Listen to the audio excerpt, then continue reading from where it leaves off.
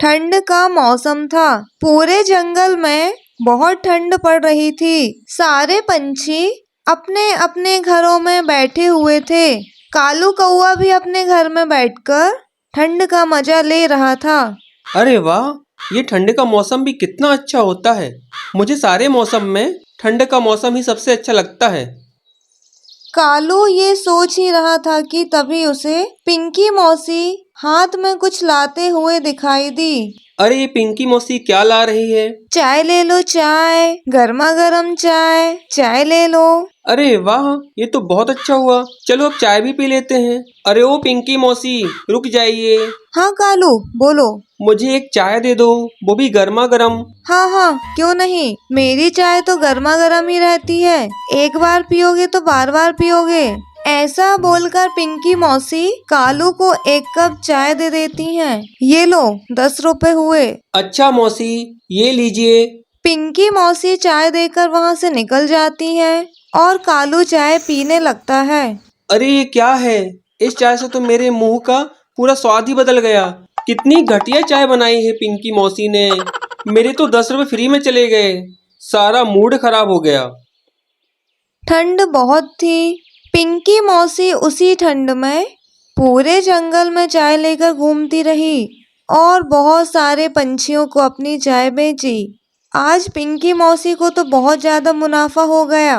वो घर लौट आई। उन्होंने इतनी मेहनत जो की थी, चलो आज तो अच्छा खासा मुनाफा हो गया। अगर और चाय होती तो और ज्यादा मुनाफा हो जाता।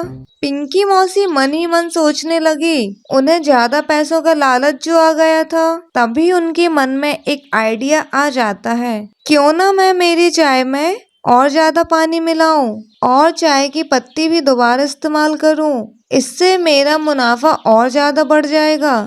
ऐसा विचार करके पिंकी मौसी ने और ज्यादा पानी डाल दिया।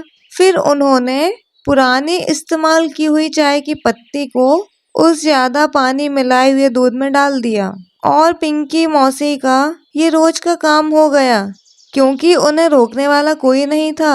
हालांकि उनकी चाय बेकार थी, फिर भी सारे पंछी उनकी ही चाय पीते थे, क्योंकि उनके पास और कोई दूसरा ऑप्शन नहीं था। जंगल में सबको पता था कि ये चाय सेहत के लिए बिल्कुल भी अच्छी नहीं है। अब बहुत सारे पंछी चाय पीने से मना करने लगे। एक दिन पिंकी मौसी कालू के पास आ जाती हैं। चाय, गर्मा गर्म चाय। कालू कुछ काम के लिए बाहर जा रहा था।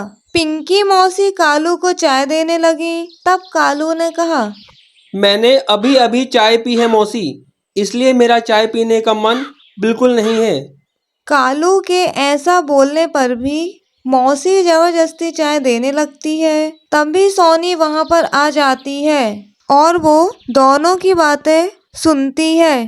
क्या हुआ पिंकी मौसी, क्या बात है? अरे आओ सोनी, ये लो गर्मा गर्म चाय पी लो। देखो ना सोनी, कालू मेरी चाय पीने से मना कर रहा है। कब से इसे पीने के लिए बोल रही हूँ। तुम मेरी चाय पीकर तो देखो, क्या मेरी चाय इतनी खराब है? अरे नहीं नहीं पिंकी मौसी, ऐसी बात नहीं है। लाओ मैं चाय पी लेती हूँ, और अगर कालू भैया को चाय नहीं पीनी है तो वो उनकी मर्जी है, आप जबरदस्ती नहीं कर सकती हैं। हाँ हाँ, बस बस, तू तो कालू की ही साइड लेगी। लाओ मेरे 10 रुपए दे दो। सोनी पिंकी मौसी को चाय के पैसे दे देती है और पिंकी मौसी वहाँ से चली जाती है। सोनी, आज तो तुमने मुझे मौसी की चाय से बचा लिया। अरे क्या हुआ कालू भैया, ऐसा भी क्या है मौसी की चाय में? ये भी क्या कोई चाय है? कितना घटिया स्वाद है इसका। ऐसा बोलकर कालू उस चाय के कप को पैर से गिरा देता है। ऐसा नहीं करते कालू भैया, हमें खाने पीने की चीजों का अपमान नहीं करना चाहिए, ये गलत बात है। ऐसा कहकर सोनी अपने कप की चाय पी लेती है। जैसे ही सोनी चाय पीती है, उसे कालू की बातों पर विश्वास हो जाता है। अगले दिन कालू के दिमाग में एक आइडिया आता है और वो तुरंत सोनी के घर आ जाता है। अरे कालू भैया, क्या हुआ? आप इतनी जल्दी में क्यों आए हो? क्या बात है, बताइए। सोनी, मेरे दिमाग में एक आइडिया आया है। हाँ कालू भैया, जल्दी बताइए, क्या है? क्यों ना हम एक चाय का ठेला लगाएं और उसका नाम हम सोनी की चाय रखेंगे। जो पंछी पिंकी मौसी की चाय नहीं पीते हैं वो हमारी चाय जरूर पियेंगे। वो सब तो ठीक है कालू भैया, लेकिन मेरे पास इतने सारे पैसे नहीं हैं। तुम पैसे की चिंता मत करो सोनी, मैं सब देख लूंगा। ठीक है। तो चलो मैं काम शुरू कर देता हूँ। अगले ही दिन कालू ने चाय बनाने का सारा सामान इकट्ठा कर लिया और चाय का ठेला भी ले लिया। फिर कालू और सोनी का चाय का ठेला भी शुरू हो गया। सोनी चाय बनाती थी और कालू उस चाय को पूरे जंगल में बेचने के लिए जाता था। उनके ठेले के पास ही पिंकी मौसी भी अपना चाय का ठेला लगाती थी। तभी मौसी के पास चट्टू चाय पीने आता है, लेकिन जैसे ही वो सोनी का ठेला देखता है तो वो उड़कर उसके ठेले के पास आ जाता है। अरे सोनी, तुमने ये ठेला कब शुरू किया? बस चट्टू भैया, आज सुबह से ही मैंने और कालू भैया ने मिलकर ये ठेला शुरू किया है। अच्छा सोनी, मुझे एक कप चाय दे दो। चट्टू चाय पीता है और सोनी से बोलता है, वाह, क्या चाय है। बहुत दिनों के बाद ऐसी चाय पी है। अब से तो मैं तुम्हारी ही चाय पीऊंगा।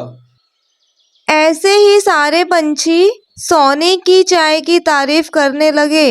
पूरे जंगल में सोनी की चाय की चर्चा होने लगती है। दूर दूर से सारे पंछी सोनी की चाय पीने आने लगते हैं। पिंकी मौसी की चाय तो अब बिकती ही नहीं थी, क्योंकि सभी पंछी सोनी की चाय पीते थे। तभी मोना ने सोनी से कहा, अरे सोनी, तुम्हारा चाय का ठेला तो बहुत अच्छा चल रहा है, क्यों ना तुम चाय के साथ साथ पोहा भी बेचना शुरू कर दो। हाँ हाँ, सही कहा तुमने। हाँ मोना भाभी, क्या आप पोहा बनाने में मेरी मदद करोगी? कुछ दिन बाद सोनी चाय के साथ पोहा भी बेचने लगी। अब तो पिंकी मौसी के बचे हुए ग्राहक भी सोनी के पास जाने लगे। मौसी को अपनी गलती का एहसास हो गया। अब उन्हें पछतावा हो रहा था कि अगर वो दूध में ज्यादा पानी नहीं डालती तो ऐसे दिन नहीं आते। ये सोचकर मौसी सोनी के पास आ जाती है। सुनो जंगल वासियों, मुझे माफ कर दो। मैंने ज्यादा मुनाफे के लिए सिर्फ पानी से ही चाय बनाई। मुझसे बहुत बड़ी गलती हो गई। कोई बात नहीं मौसी, आपको आपकी गलती का एहसास हो गया, यही बहुत बड़ी बात है। लेकिन अब मैं क्या करूं सोनी, मेरे सारे ग्राहक तो तुम्हारे पास ही आ रहे हैं। मौसी, मैं कल से फलों का ठेला लगाने वाली हूँ, चाहे तो आप हमारे साथ काम कर सकती हो। हाँ ठीक है, मैं कल से तुम्हारे साथ ही काम करूँगी। अगले ही दिन से सब काम में लग जाते हैं। सोनी चाय का, मोना पोहे का और मौसी फलों का ठेला लगाने लगती है। अब वहाँ पर और भी ज्यादा ग्राहक आने लगते हैं।